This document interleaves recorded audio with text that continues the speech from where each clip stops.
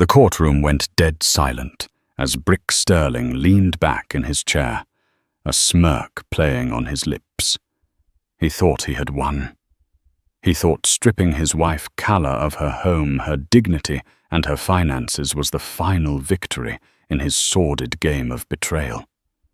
He had the high-priced lawyers, the forged evidence, and the mistress waiting in the wings. But Brick made one fatal calculation error. He mistook Calla's silence for weakness. He didn't know that the poor orphan he married was the sole heir to the very capital firm that owned his company. And sitting in the back row, waiting for the perfect moment to strike, was the man who could destroy Brick with a single signature, Calla's uncle. This is the story of how an arrogant CEO lost everything in a single afternoon. The atmosphere inside courtroom 4B of the Superior Court of New York was stifling. It smelled of old wood polish, stale coffee, and the sharp metallic tang of imminent ruin. Outside, the autumn rain battered the windows, a grey backdrop to the brutal dismantling of a marriage that was taking place inside. Brick Sterling sat at the plaintiff's table, impeccably dressed in a bespoke navy suit that likely cost more than most people's cars. He checked his watch, a Patek Philippe, with an air of bored impatience. To him, this wasn't a tragedy. It was a transaction, a business deal gone sour that needed to be liquidated so he could move on to the next investment. Across the aisle sat Calla. She looked nothing like the vibrant woman who had graced the society pages 3 years ago as the Cinderella bride. Today she wore a simple grey cardigan and black slacks. Her hair was pulled back in a severe bun, and she kept her eyes fixed on the mahogany grain of the table before her. She looked defeated, small, insignificant, exactly how Brick wanted her. "Your Honor," boomed Brick's lawyer, a man named Richard Blackwood, who was known in the city as the Vulture. He paced before Judge Thaddeus Moore, gesturing theatrically toward Calla. "We are not just asking for a dissolution of marriage. We are asking for justice. My client, Mr. Sterling, has been the victim of a sophisticated fraud." Judge Moore, a man with bushy grey eyebrows and a low tolerance for theatrics, peered over his glasses. "Fraud is a strong word, Mr. Blackwood. This is a divorce hearing. It is the only word that fits your honor." Blackwood pressed his voice, dripping with mock sympathy. The defendant Calla Vance presented herself as a woman of virtue, a supportive partner. Instead, she has proven to be a leech, a woman who married Mr. Sterling solely for his assets, contributed nothing to his empire, and as we will demonstrate, attempted to siphon funds from Sterling Tech into private offshore accounts. A murmur rippled through the gallery. In the back row, Isabella Thorne sat with her legs crossed, wearing a bright red dress that was entirely inappropriate for court. She was Brick's executive assistant, a title that fooled absolutely no one. She caught Brick's eye and offered a subtle, predatory smile. Calla didn't flinch. She didn't object. She just sat there, her hands folded tightly in her lap, her knuckles white. "My client," Blackwood continued, ramping up the volume, "built Sterling Tech from the ground up. He is a self-made visionary. He pulled himself up by his bootstraps to create a company valued at $400 million. Ms. Vance, on the other hand, was a waitress when he found her. He gave her a life of luxury. He gave her a world she could never have dreamed of. And how did she repay him? With infidelity and embezzlement." Brick leaned forward, whispering loudly enough for the court reporter to hear. "Just get it over with, Richard. I want her out of my life by lunch." The cruelty was casual, practiced. It was the same tone he had used 3 weeks ago when he had thrown Calla out of their penthouse. Flashback. It had been raining then too. Brick had stood by the door, Isabella clinging to his arm. "Get out," he had said, tossing Calla's suitcase onto the wet pavement of the private driveway. "The locks are changed. The cards are cancelled. You're nothing, Ellie. You were nothing when I met you, and you're nothing now." Isabella had laughed, a cold, tinkling sound. "Don't worry, honey. I'll take good care of the master bedroom." Back in the courtroom, Blackwood slammed a heavy binder onto the judge's bench. "Exhibit A, Your Honor. Bank statements showing unauthorized transfers. We are petitioning for a complete nullification of the prenuptial agreement's payout clause due to a breach of good faith. Mr. Sterling is willing to offer a one-time charity payment of $5,000 to help Ms. Vance find a motel. Beyond that, she deserves nothing." $5,000. From a man whose company she had quietly helped nurture during his darkest depressive episodes. From a man whose social standing she had secured with her grace and etiquette. The judge looked at the binder, then at Calla. "Ms. Vance," Judge Moore said, his voice stern. "You are representing yourself today. Your previous counsel withdrew." Calla finally looked up. Her eyes were clear blue and terrifyingly calm. "Mr. Blackwood threatened my previous attorney with disbarment over a fabricated conflict of interest." "Your Honor, I couldn't afford another retainer after Brick froze our joint accounts. So yes, I am representing myself." "And how do you respond to these allegations?" the judge asked. Calla stood up. She didn't shake. "I deny them, Your Honor. But more importantly, I believe Mr. Blackwood is operating under a fundamental misunderstanding of the facts." Brick scoffed an audible sound that echoed in the room. "She's going to cry," he muttered to Blackwood. "Here comes the sob story about her difficult childhood." "The misunderstanding," Calla continued, her voice gaining strength, "is regarding the true ownership of Sterling Tech and who exactly brought the capital to the marriage." Blackwood laughed. It was a harsh, barking sound. "Your Honor, this is delusional. The woman was a waitress at a diner in Brooklyn. My client is the CEO." "Is he?" Calla asked softly. "Order." Judge Moore banged his gavel, silencing the snickers coming from Isabella's section of the gallery. "Ms. Vance, proceed. But be warned, I have a full docket today. If this is a stalling tactic, it will not end well for you." "It is not a stall, Your Honor," Calla said, walking slowly toward the witness stand where the clerk was organizing files. "Mr. Blackwood claims I am a gold digger. He claims I embezzled money.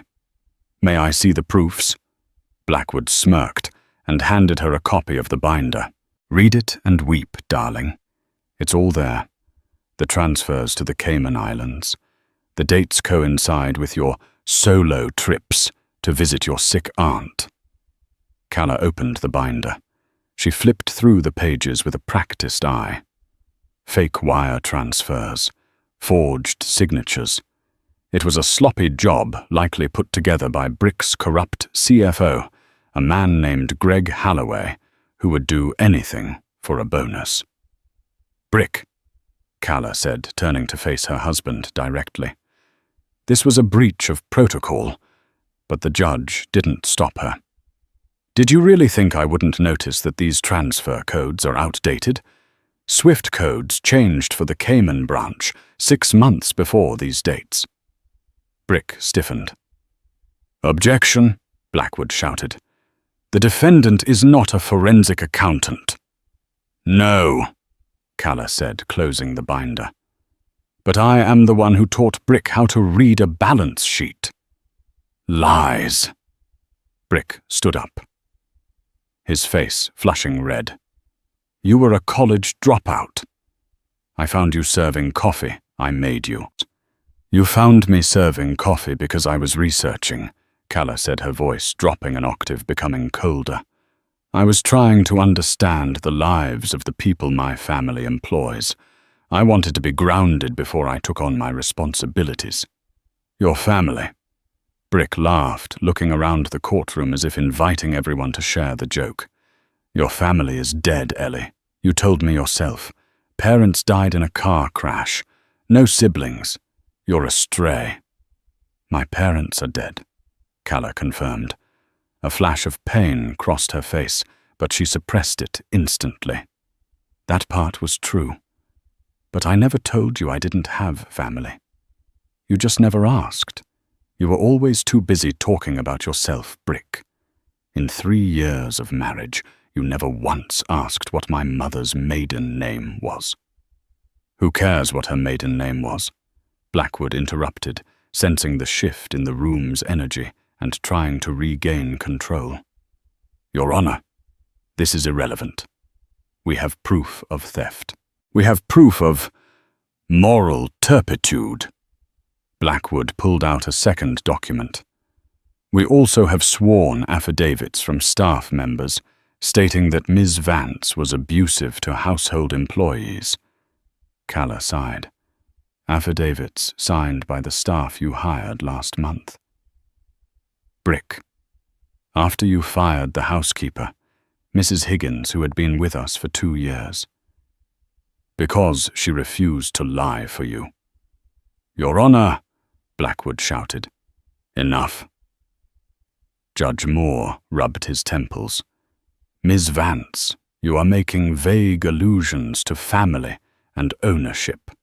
Do you have evidence to refute these financial claims, or are you just wasting the court's time?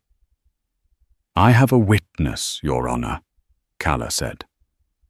A witness, Brick sneered. Who, the fry cook from the diner? No, Calla said. She turned toward the heavy oak doors at the back of the courtroom. I call Sir Arthur Kingsley to the stand. The silence that followed was absolute. The name hung in the air like a thunderclap. Even Judge Moore looked up sharply. Sir Arthur Kingsley was not just a name. He was an institution. He was the head of Kingsley Global, a venture capital firm based in London that controlled assets larger than the GDP of some small countries. He was a recluse, a man who rarely appeared in public, and certainly never in a low-level divorce court in New York. Brick froze. His face went pale. He knew the name. Everyone in business knew the name. Kingsley Global was the silent angel investor that had saved Sterling Tech from bankruptcy 5 years ago. It was Kingsley Global that held the controlling 51% voting rights in Brick's company rights they had always let Brick manage by proxy. Sir Arthur Kingsley, Judge Moore asked, skeptical. You expect us to believe the Knight of the British Realm is here? He is, Calla said. The double doors groaned open. 2 large men in dark suits stepped in, first scanning the room. Then an older man walked in. He was in his 60s, leaning on a cane with a silver handle shaped like a lion's head. He wore a 3-piece tweed suit that looked timeless and expensive. He had a shock of white hair and eyes that were the exact same shade of piercing blue as Calla's. The air in the room seemed to be sucked out. Isabella Thorne stopped chewing her gum. Brick Sterling slumped in his chair, his mouth slightly open. The old man walked down the center aisle, the tap-tap-tap of his cane echoing on the floorboards. He didn't look at the judge. He didn't look at Brick. He looked solely at Calla. He reached the defense table, stopped, and bowed his head slightly to her. I apologize for the delay, my dear. The man said, his voice a rich baritone that carried effortlessly. Traffic on the bridge was dreadful. I assume this individual hasn't bored you to death yet. Calla smiled, a genuine warm smile that transformed her face. Hello, Uncle Arthur. Uncle. Brick whispered the word escaping his lips like a dying breath. Mr. Blackwood, the shark lawyer, looked as if he had just swallowed a hook. He scrambled to his feet. Objection. This is highly irregular. This man is not on the witness list. I am not a witness, Sir Arthur said, turning slowly to face the trembling lawyer. I am an interested party, and I am the owner of the company you seem to think your client built. Judge Moore looked at the docket, then at Sir Arthur. Sir Arthur, if you are indeed who you say you are, this changes the jurisdiction of the assets entirely. I have the incorporation papers here, Arthur said, snapping his fingers. One of his bodyguards placed a thick briefcase on the table. And the trust documents. You see, Your Honor, Sterling Tech was not built on Mr. Sterling's genius. It was built on the Kingsley family trust. Specifically the trust belonging to my niece, Lady Calla Vance Kingsley. Lady, Isabella gasped from the back row. Brick looked at Calla, his eyes wide with horror. Lady. Calla turned to him, her expression cool and detached. I told you, Brick. You never asked about my mother. Her name was Victoria Kingsley, and you didn't marry a waitress. You married the woman who signed your paychecks. The courtroom buzzed with the kind of chaotic energy usually reserved for a boxing match, not a divorce hearing. Judge Moore banged his gavel, the sharp cracks cutting through the murmurs, but his eyes remained fixed on the documents Sir Arthur had placed on the bench. Mr. Blackwood, Judge Moore said, his voice dangerously low, are you aware of the corporate structure detailed in these documents? Richard Blackwood was sweating. The sheen of perspiration on his forehead was visible even from the gallery. He flipped through his own papers, his hands trembling slightly. Your Honor, these are surprise exhibits. We haven't had time to authenticate. They are notarized by the High Court of London and the Secretary of State, Judge Moore snapped. According to this, Sterling Tech is a subsidiary of Vance Holdings, which is a shell company fully owned by the Kingsley Trust. Mr. Sterling owns, let me see here, exactly 2% of the shares. The rest are held in his name as a proxy for the trust. Brick stood up, his legs wobbly. That's a lie. I built that company. I signed the deals. Sir Arthur turned, leaning heavily on his cane, but looking like a titan. You signed the papers I put in front of you, boy. Do you remember 5 years ago you were drowning in debt from that failed cryptocurrency venture? You were going to lose your apartment. You met Calla a week later. You thought she was a pretty waitress who could comfort you. In reality, she saw potential in your software code, despite your incompetence as a businessman. Calla stepped forward, picking up the narrative. I petitioned the trust to bail you out, Brick. I believed in the product, but my uncle didn't trust you. So we made a deal. The trust would buy the debt and capitalize the company, but the ownership would remain with me until I deemed you safe. You were never the CEO, Brick. You were a glorified employee with a fancy title and a proxy vote. And the embezzlement, Brick croaked, pointing a shaking finger at the binder of evidence his lawyer had presented earlier. She stole $3 million. The transfers are right there. Calla walked over to the plaintiff's table. She looked down at Brick with pity. Open page 14 of your own evidence binder. Brick. Brick didn't move. Blackwood opened it. Read the destination of the funds, Calla commanded. Blackwood adjusted his glasses. Beneficiary, Orion Gaming Liquidation Fund. Does that ring a bell, Brick? Calla asked softly. The color drained from Brick's face. Last year, Calla addressed the judge, Mr. Sterling developed a gambling problem. High-stakes poker in Macau and underground games in Jersey. He racked up $3 million in debt to people who don't send invoices. They send bone breakers. He was terrified. He came home crying one night, claiming he had made a bad investment. I knew the truth. I withdrew the money from my trust allowance, not the company accounts, to pay off his debt so he wouldn't be killed. I routed it through the company so it would look like a business loss write-off to save his reputation. The courtroom gasped.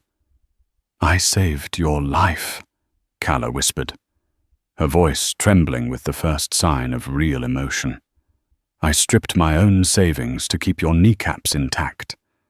And you used that transfer as proof that I was stealing from you." Brick slumped back into his chair. He looked like a deflated balloon. The narrative he had constructed the self-made man and the leeching wife had just been incinerated. "Mr. Blackwood," Judge Moore said, closing the file, "it appears your client has committed perjury by filing a false financial statement. And frankly, if these trust documents hold up, Mr. Sterling doesn't have any assets to divide. He is essentially an employee facing termination." "Wait," Brick said, a sudden desperate light entering his eyes. "The prenup. The prenup is ironclad. It says any appreciation of assets during the marriage is split 50-50. Even if she owns the company, the value went up. I'm entitled to half the growth." Isabella in the back perked up. Half of $1 billion growth was still a fortune. Calla smiled. It was a cold, terrifying smile. "I was hoping you would bring up the prenup, Brick." Calla walked back to her table and pulled out a single sheet of paper, the original prenuptial agreement. "You were so insistent on this, Brick," Calla said, holding the paper up. "Do you remember? You made me sign it 3 days before the wedding. You told me, I need to protect my empire from gold diggers. You didn't let me have a lawyer review it. You said if I loved you, I'd sign." "And you did," Brick spat. "You signed it. 50-50 on asset growth. That's the law." "Actually," Calla said, "I did read it. And I noticed a clause your previous lawyer, the one you fired for being too expensive, inserted. Clause 14, Section B, the infidelity forfeiture clause." Blackwood froze. He began frantically flipping through his copy of the prenup. "You see," Calla explained to the rapt audience, "Brick was so arrogant, so sure that I would be the one to cheat on him, the poor waitress looking for a better deal, that he insisted on a clause stating that if either party is proven to have committed adultery, they forfeit all claims to marital assets and are liable for the other party's legal fees." "But you can't prove I cheated," Brick yelled. "Isabella is my assistant." "You have no proof." Isabella shrank down in her seat, trying to become invisible. "Oh, I think we do," Sir Arthur interrupted. He gestured to the large screen mounted on the courtroom wall, usually used for displaying evidence diagrams. "If I may, Your Honor, a submission from a private investigator hired by the Kingsley Trust." Judge Moore nodded. "Proceed." The screen flickered to life. It wasn't grainy footage or blurry photos. It was crystal clear 4K video. The video showed the interior of the Sterling Tech private elevator. The timestamp was from 2 weeks prior, the day before Brick had kicked Calla out. In the video, Brick and Isabella were clearly intimate. They were laughing. Audio from the video played over the speakers. "Brick, I'm tossing her out tomorrow. The lawyers have the papers ready." Isabella: "Finally. I'm sick of sneaking around. Are you sure she won't get half Brick? She won't get a dime. She's stupid, Izzy. She doesn't understand money. I'll give her $5,000 and she'll probably thank me. Then the penthouse is yours." The video froze on Brick's laughing face. In the courtroom, the silence was heavy, broken only by the sound of Isabella Thorne grabbing her purse and sprinting out the back door. The click-clack of her heels fading away was the sound of Brick's support system vanishing. "Isabella!" Brick shouted, turning around. But she was gone. "Clause 14, Section B," Calla read aloud. "In the event of infidelity, the offending party forfeits all rights to asset appreciation and alimony. Furthermore, the offending party must vacate all shared residences immediately." Judge Moore looked at Brick with undisguised disgust. "Mr. Sterling, it seems you drafted the instrument of your own destruction. The court finds the prenuptial agreement valid and enforceable against the plaintiff." This can't be happening," Brick stammered. He looked at Blackwood. "Do something, fix this." Blackwood began packing his briefcase. "Mr. Sterling, my retainer covers divorce representation. It does not cover defending against fraud charges or perjury. And considering your assets have just been revealed to be non-existent, I doubt you can afford my hourly rate for the remainder of this hearing." "You're leaving?" Brick gasped. "I'm mitigating my losses," Blackwood said, snapping his briefcase shut. "Good luck, Brick." As the lawyer walked out, Brick sat alone at the large table. He looked small. He looked like a child who had broken a vase and was waiting for the punishment. "I'm not done," Sir Arthur said from the witness stand. "Your Honour, the divorce is one matter, but there is the matter of the company." Sir Arthur Kingsley didn't need a boardroom. He turned the courtroom into his office. He pulled a sleek black satellite phone from his pocket. "Sir Arthur, no phones in court," Judge Moore warned, though half-heartedly. "Forgive me, Your Honour, but this is relevant to the defendant's financial status, which is central to the case." Arthur put the phone on speaker and held it up. "Connect me to the Sterling Tech Board of Directors. Emergency override code Kingsley Alpha 1. A robotic voice confirmed the code, and within seconds, a series of beeps indicated a conference call had been connected. Voices clamored on the line. "This is the board," a shaky voice said. It was Greg Halloway, the CFO, who had helped Brick forge the documents. "Who is this?" "This is Sir Arthur Kingsley," the old man boomed. "I am currently in New York Superior Court with your CEO, Brick Sterling." "Sir Arthur," Halloway's voice cracked. We weren't expecting." "Clearly." Arthur cut him off. "I am enacting Article 5 of the Incorporation Charter. Immediate removal of the CEO due to gross misconduct, public reputational damage and fraud." Brick jumped up, grabbing the edge of the table. "You can't do that. The board loves me. I made them rich." "The board," Arthur said into the phone, "will vote now. All in favor of removing Brick Sterling effective immediately and stripping him of all stock options." "Yes," Halloway said instantly. "Yes," said another voice. "Yes, yes." It was unanimous. The rats were fleeing the sinking ship. "Brick Sterling is fired," Arthur announced to the room.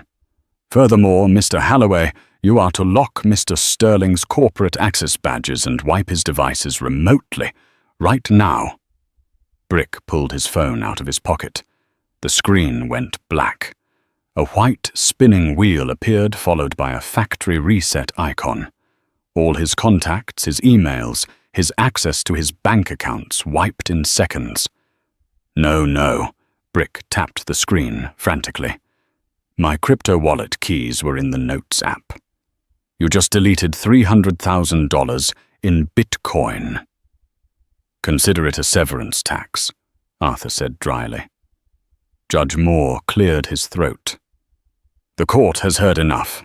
I am granting the dissolution of marriage. Vance retains full ownership of all properties and assets held in the trust." Mr. Sterling is ordered to vacate the premises of the marital home by—" The judge looked at the clock.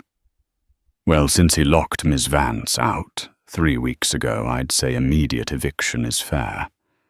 Miss Vance, do you want the police to escort him to retrieve his personal effects?" Calla stood up. She looked tall, elegant, and powerful. She looked at Brick, who was staring at his blank phone, trembling. "No, Your Honor," Calla said. "I don't want him in the house at all. He can have whatever is in his pockets. Everything inside the penthouse, the clothes, the watches, the art was bought with my family's money. It stays." "But my suits," Brick whimpered. "I have nowhere to go."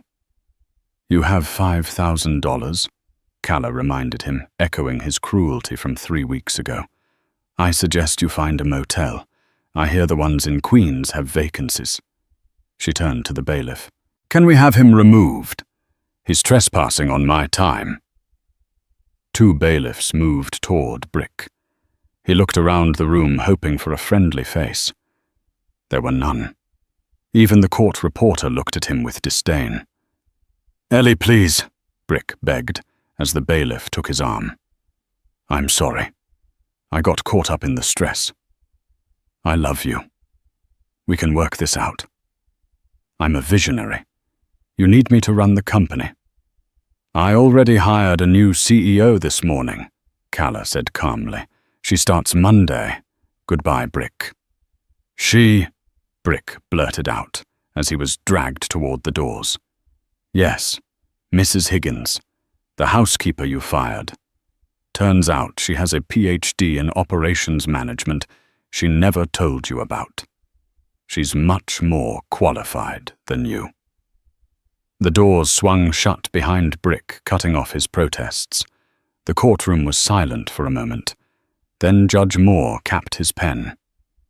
"Case closed," he said. "Ms. Vance, or should I say, Lady Kingsley, welcome back to your life." But the story wasn't over. Brick was down, but a man with that much pride doesn't vanish quietly, and karma wasn't done with him yet. The heavy oak doors of the Superior Court closed behind Brick Sterling, with a finality that felt like a coffin lid slamming shut. For the first 10 minutes he simply stood under the courthouse awning, staring at the deluge of rain hammering the New York pavement. He reached into his pocket for his smartphone, a reflex honed over a decade of constant connectivity, only to pull out the factory reset device. It was a sleek black slab of glass that was now utterly useless. No contacts, no banking apps, no Uber. No way to call the driver who was supposed to be waiting for him. "Move along, pal," a court security officer muttered, nudging Brick's shoulder. "You can't loiter here. The media is setting up for the next trial." Brick stumbled out into the rain. The water soaked through his bespoke Italian wool suit, instantly turning the fabric heavy and cold. He raised a hand to hail a yellow taxi, something he hadn't done since he was 22. But 3 cabs sped past him, their occupied lights glowing like taunts. When one finally pulled over the driver, a man with a thick beard and tired eyes took one look at Brick's soaking wet, frantic appearance and kept the window rolled up halfway. "Cash only," the driver shouted over the rain. "Card machine is broken." Brick patted his pockets. He had the debit card the bailiff had handed him, the one with Calla's charity, of $5,000, but he had no cash. I need to get to a bank," Brick stammered. "I'm Brick Sterling. I'll pay you triple once we get there." The driver scoffed. "Yeah, and I'm the King of England. Walk, buddy." The taxi screeched away, splashing a wave of dirty gutter water onto Brick's trousers. He ended up walking. He walked 40 blocks north, his expensive leather dress shoes, designed for boardrooms and carpets blistering his heels with every step. He wasn't just walking toward shelter. He was walking toward the only lifeline he thought he had left. He headed for the Upper East Side to the penthouse of Brad Salinger. Brad was a hedge fund manager, a drinking buddy, and a man Brick had personally enriched with insider tips on tech mergers for years. They were brothers. They had toasted to their own genius on yachts in the Mediterranean. Brad would help. He had to. When Brick arrived at the gilded entrance of the Kensington, he looked like a drowned rat. His hair was plastered to his skull and his suit was ruined. The doorman, a man named Henry, whom Brick had tipped hundreds of dollars to in the past, blocked the revolving door with a gloved hand. "I'm here to see Mr. Salinger," Brick gasped, wiping water from his eyes. "It's an emergency. Tell him it's Brick." Henry didn't move. He didn't smile. He picked up the lobby phone, turned his back to Brick, and spoke in a hushed tone. A moment later he hung up and turned back to the glass. "Mr. Salinger is not accepting visitors," Henry said, his voice muffled by the thick glass. "Tell him it's Brick," Brick screamed, slamming his palm against the door.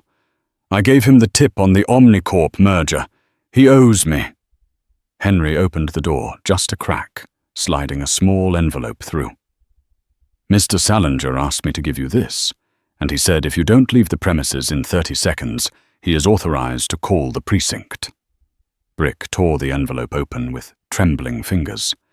Inside was a single, crisp $20 bill and a business card for a homeless shelter in the Bronx. Brick stared at the money. The insult was so sharp, it felt like a physical stab wound. Brad wasn't just rejecting him, he was erasing him. To men like Brad, friendship was a transaction. Brick was no longer an asset, he was a liability, a walking contagion of bad PR. He dropped the $20 into a puddle and turned away, the shame burning hotter than the cold rain. That night, Brick checked into the Starlight Motel in Queens. It was the only place he could find that accepted a walk-in with no luggage and a debit card that required 3 authorization attempts to go through. The room smelled of stale cigarette smoke and industrial-strength lemon cleaner, a scent that would haunt him for years. He sat on the edge of the sagging mattress, stripping off his wet socks. He was hungry, starving actually, but the idea of going out to find food was impossible. He felt exposed as if the word fraud was tattooed on his forehead. He turned on the small boxy television bolted to the dresser. He needed to know how bad it was. He flipped to CNBC. The headline on the ticker at the bottom of the screen made his blood run cold. Sterling Tech shares surge 12% after ousting of CEO. Brick scrambled off the bed, kneeling in front of the TV. "It's a remarkable turnaround," a sleek-haired financial analyst was saying. "Wall Street has reacted with overwhelming positivity to the news that Brick Sterling has been removed. For years there were rumors that Sterling was merely a figurehead, and today's revelation that the Kingsley Trust, and specifically Lady Calla Vance, holds the controlling interest has restored immense confidence. The market loves stability, and frankly they love that the dead weight is gone." "Dead weight," Brick whispered. "I built that code. I pulled the all-nighters." But the news got worse. "In related news," the anchor continued, "the district attorney's office has announced a formal investigation into the embezzlement allegations. Sources say former CFO Greg Holloway is cooperating fully in exchange for immunity.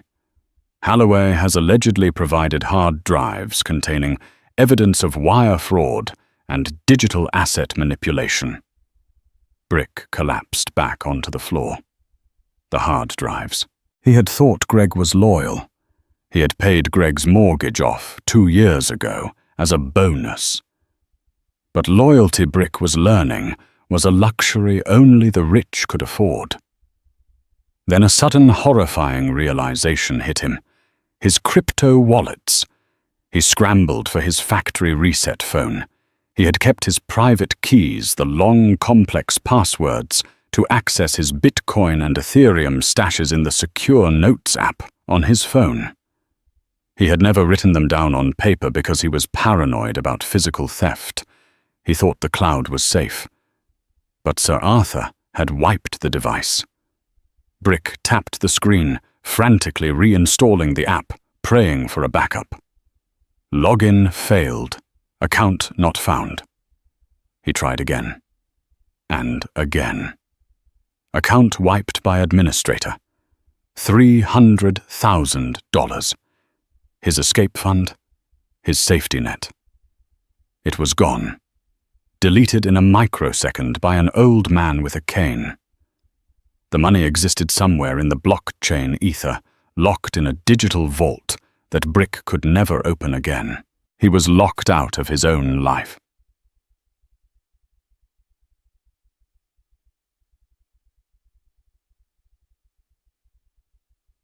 The next 3 weeks were a slow-motion car crash.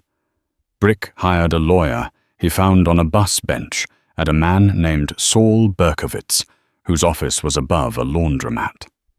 Saul smelled of onions and seemed more interested in Brick's watch than his case. "Here's the deal," Saul said, chewing on a toothpick. "You sell the Patek Philippe that covers my retainer.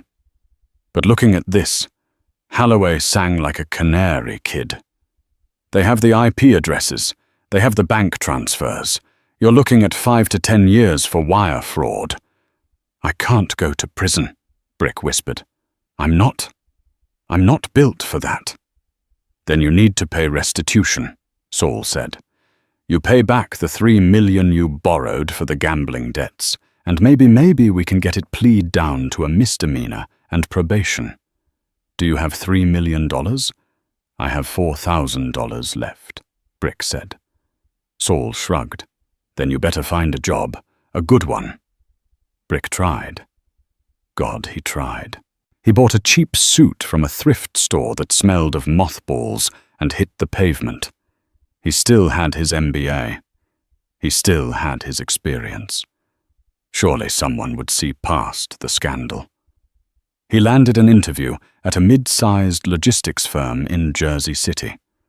The hiring manager was a woman named Karen, who he realized with a jolt of horror he had once berated at a tech conference 3 years ago for blocking the buffet line. She recognized him immediately. "Brick Sterling," she said, leaning back in her chair, a cruel smile playing on her lips. The man who said, "Logistics is for people who aren't smart enough to code." I was under a lot of stress back then." Brick said, his hands sweating. "I admire your company, Karen. I can bring operational efficiency." She let him talk for 10 minutes. She watched him squirm. She enjoyed it. "You know, Brick," she said, finally closing his folder. "We do have an opening. In the warehouse, loading trucks. Night shift. Minimum wage." Brick stood up, his face burning. "I was a CEO." "You were a husband who got fired by his wife," Karen corrected him. "And frankly, based on your balance sheets, you weren't a very good CEO either. Take the warehouse job or leave it." He left. But by the 5th rejection, the warehouse job started sounding like a dream. He was rejected by startups run by 20-year-olds in hoodies who laughed at his boomer energy. He was rejected by consulting firms who simply Googled his name during the interview and asked him to leave the building. He was radioactive. By month 4, the money was gone. He stood in a pawn shop on 8th Avenue, watching a man with a loupe examine his Patek Philippe. It was a limited edition worth $80,000 new. $5,000, the pawnbroker grunted. "It's worth 80, Brick cried. "Look at the movement. It's Swiss. It's scratched," the man lied. "And it's stolen property, for all I know." Take the 5 or get out. Get out. Brick took the 5. It paid for another 2 months at the motel and the legal fees to keep Saul from quitting. He sold his cufflinks next, then his designer sunglasses, then the leather briefcase Calla had bought him for their first anniversary.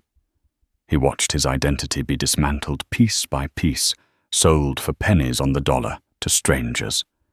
He stopped eating 3 meals a day. He started skipping lunch. He lost weight. His face became gaunt, his eyes hollowed out by insomnia and stress.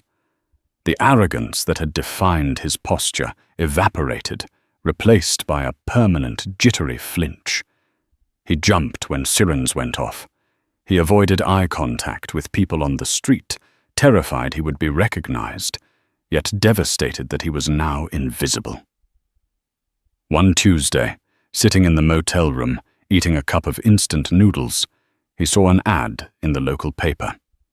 High-end event staff needed. Valet and coat check. Immediate start. Cash tips. It was humiliating. It was beneath him. It was exactly the kind of job he used to mock. But Saul had called that morning. The DA is pushing for a trial date, Brick. I need more money for the forensic accountant, or we're dead in the water. Brick circled the ad with a trembling hand. The interview for the valet company was brief. They didn't Google him. They just checked if he had a valid driver's license and could drive a stick shift.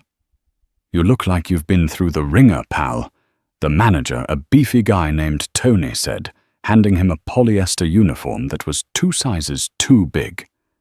Don't crash the cars, don't steal the change in the ashtrays, and smile at the rich folks. They like it when you bow a little. I can do that, Brick whispered. Putting on the uniform was the final surrender. The polyester scratched his skin. The pants were too short. The name tag was cheap plastic with a label maker strip that just said, Mark. Brick Sterling, the visionary, the CEO, the man who was going to change the world, was dead. In his place stood Mark the valet, a ghost haunting the parking lots of the elite, parking the cars of men he used to call peers, waiting for the final blow that he knew deep down was still coming. 6 months later, New York City was dressed in its finest evening wear for the event of the season. The inaugural gala for the Vance Foundation for Digital Literacy. The venue was the Pierre Hotel on 5th Avenue, a fortress of limestone and light that glowed like a beacon against the darkening November sky. Inside the grand ballroom, crystal chandeliers trembled from the vibrations of a live orchestra, and champagne flowed like water. The guest list was a who's who of the global elite tech moguls, senators, foreign dignitaries, and old money families who had ruled the city for generations. Outside on the curb, the reality was starkly different. A biting wind whipped down the avenue, carrying with it a mixture of sleet and exhaust fumes. Standing at the valet podium, shivering in a polyester uniform that was 2 sizes too big, was a man named Mark. To the guests handing him their keys, Mark was invisible. He was a prop, a mechanism to move their Ferraris and Aston Martins to the underground garage. None of them looked at his face, which was gaunt and pale. The skin stretched tight over his cheekbones. None of them noticed the hollow, haunted look in his eyes, or the way his hands trembled when the temperature dropped.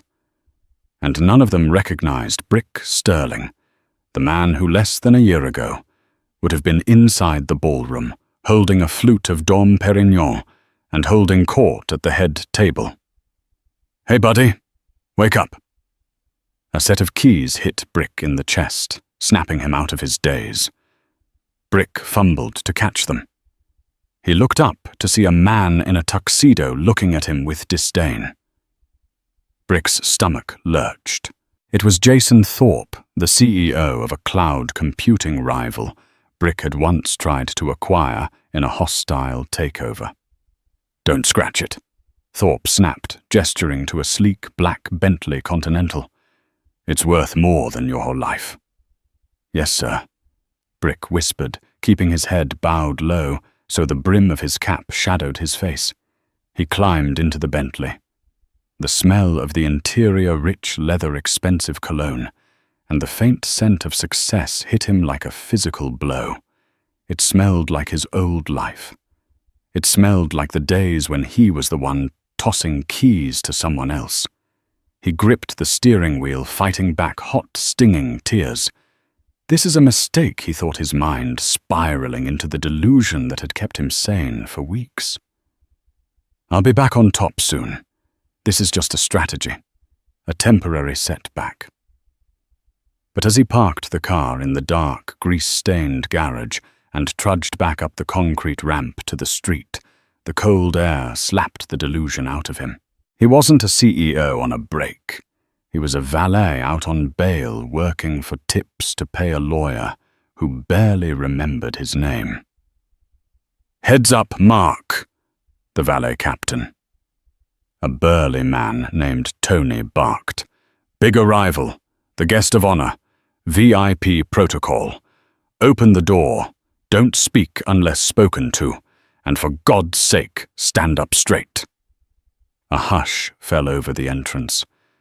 The paparazzi, who had been chatting idly behind the velvet ropes, suddenly snapped to attention, their cameras raised like weapons.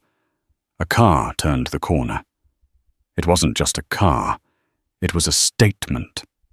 It was a vintage silver and black Rolls-Royce Phantom 6, the kind of vehicle that belonged to royalty or heads of state. The Kingsley family crest was discreetly emblazoned on the side door. Brick froze. His heart hammered against his ribs like a trapped bird. He knew that car. He had begged Calla to let him drive it once years ago. She had refused, saying it was for family business only. He wanted to run. Every instinct in his body screamed at him to flee, to hide in the alleyway, to vanish into the steam of the subway grates. But Tony was watching him. If he walked away, he lost the job. If he lost the job, he lost the bail money. If he lost the bail money, he went to Rikers Island. He was trapped. He forced his legs to move his cheap rubber-soled shoes, scuffing against the pavement. He approached the rear passenger door of the Rolls-Royce as it purred to a stop. The flashbulbs began to pop a blinding strobe light of white explosions. Brick reached out with a shaking hand and pulled the heavy door open. First came the scent. It wasn't the cheap vanilla air freshener of the taxicabs he now took. It was jasmine and white rose Calla's signature scent. Then a shoe touched the pavement, a heel encrusted with diamonds. Calla Vance stepped out. The air seemed to leave Brick's lungs. She was unrecognizable from the woman he had divorced. The mouse he had mocked, the woman he had forced to wear sensible flats and modest colors so she wouldn't outshine him, was gone. In her place stood a queen. She wore a gown of midnight blue velvet that hugged her silhouette before cascading down in a train that shimmered like the night sky. Diamonds, real heavy. Kingsley diamonds glittered at her throat and ears. Her hair, once kept in a severe bun to please him, flowed in soft, luxurious waves around her shoulders. She didn't look downtrodden. She didn't look like a divorcee. She looked like she owned the city. Behind her, stepping out of the other side of the car, was Sir Arthur Kingsley, looking dapper in a tuxedo and leaning on his lion-head cane. And following him was Mrs. Higgins, the housekeeper Brick had fired for being too old. Mrs. Higgins was now dressed in a sharp, tailored silk suit, holding a tablet looking every bit the chief operations officer she had become. Brick held the door. his body rigid, his head bowed so low his chin touched his chest. "Don't look at me," he prayed. "Please God, just walk past me." But fate, having waited this long to deliver its final lesson, was not going to be lenient. "Thank you," Calla said, her voice clear and melodic. She turned to hand the valet a tip. She paused. The hand holding the door was familiar. The watch was gone, replaced by a pale band of untanned skin where the Patek Philippe used to be. But she knew the hands. "Brick." The whisper was barely audible over the clicking of the cameras, but it roared in Brick's ears. He slowly lifted his head. Their eyes locked. For a second, the world stopped. The noise of the city faded. It was just the two of them, the conqueror and the conquered. Brick opened his mouth, but his throat was dry as dust. He saw his own reflection in her eyes, a gaunt, broken man in a clown suit. "Calla," he croaked, his voice cracking. He didn't know what to say. "Take me back. I'm sorry. I'm hungry." Sir Arthur stepped up beside his niece. He squinted at the valet, and then a look of dark amusement crossed his face. "Well, well, the wheel of fortune turns quickly, doesn't it, Mr. Sterling?" Mrs. Higgins peered over her spectacles. "Mr. Sterling, please be careful with the clutch.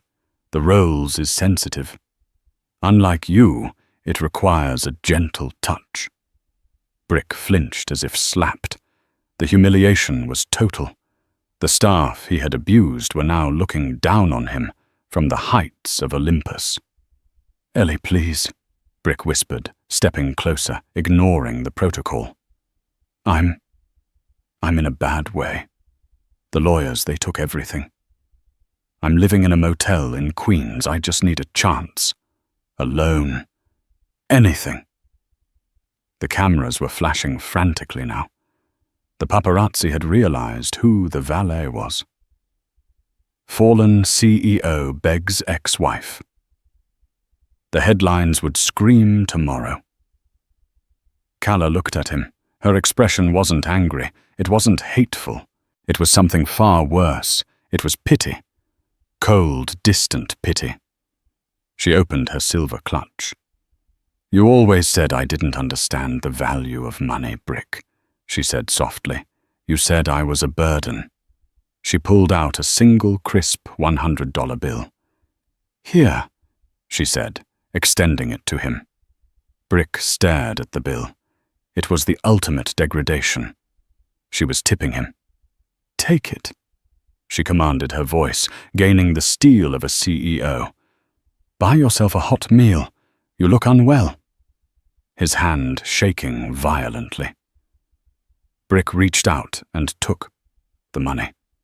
The texture of the bill felt like burning coal against his skin. "Thank you. Lady Kingsley." He whispered the title, tasting like ash in his mouth. "Goodbye, Brick," she said. She turned her back on him, taking her uncle's arm. "Come, Arthur. We have a company to run." She began to ascend the red-carpeted stairs, the light of the chandeliers welcoming her home. Brick stood on the curb, clutching the $100, watching the woman he had thrown away ascend to heaven while he remained in hell. "Brick Sterling." A heavy hand landed on his shoulder. Brick spun around. Two NYPD officers stood there, stone-faced. Behind them, a squad car sat with its lights, swirling red and blue, reflecting in the puddles of the gutter. "Yes," Brick breathed. "You're under arrest," the officer said, pulling a pair of handcuffs from his belt. "Arrest for what?" Brick panicked, backing up against the Rolls-Royce. "I'm out on bail. I haven't left the state. New charges filed this afternoon," the officer said, grabbing Brick's wrist and spinning him around. Wire fraud, money laundering, and falsifying corporate records. Your friend Greg Holloway just gave the district attorney the encryption keys to the servers. It's over. The cold metal of the handcuffs clicked shut around Brick's wrists. The same wrists that had once worn cufflinks, worth more than the officer's annual salary.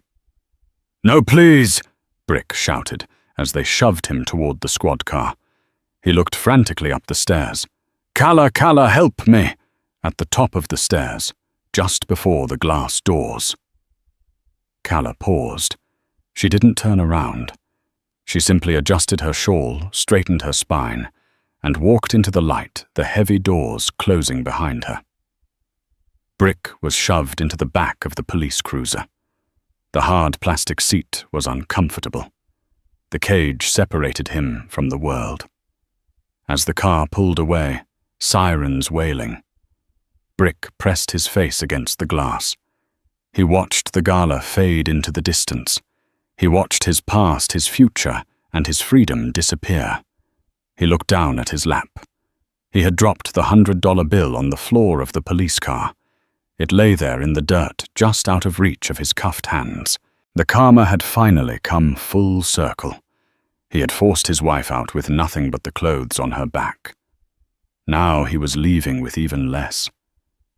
And that is the story of Brick Sterling, a man who learned the hard way that you should never mistake silence for weakness, and you should never bite the hand that feeds you, especially when that hand belongs to a Kingsley.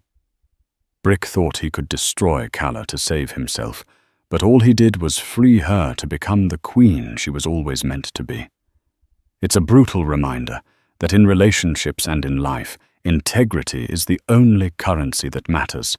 Money can be lost, jobs can be taken, but the truth always has a way of coming out. Kala walked away with her dignity and her empire, while Brick was left with nothing but a prison sentence and the memory of what he threw away. If you enjoyed this story of justice served cold, please hit that like button. It really helps the channel grow. What do you think Brick deserved? Did he get off too easy, or was this the perfect punishment? Let me know in the comments below. And don't forget to subscribe and ring the bell so you never miss a story. Thanks for watching, and I'll see you in the next video.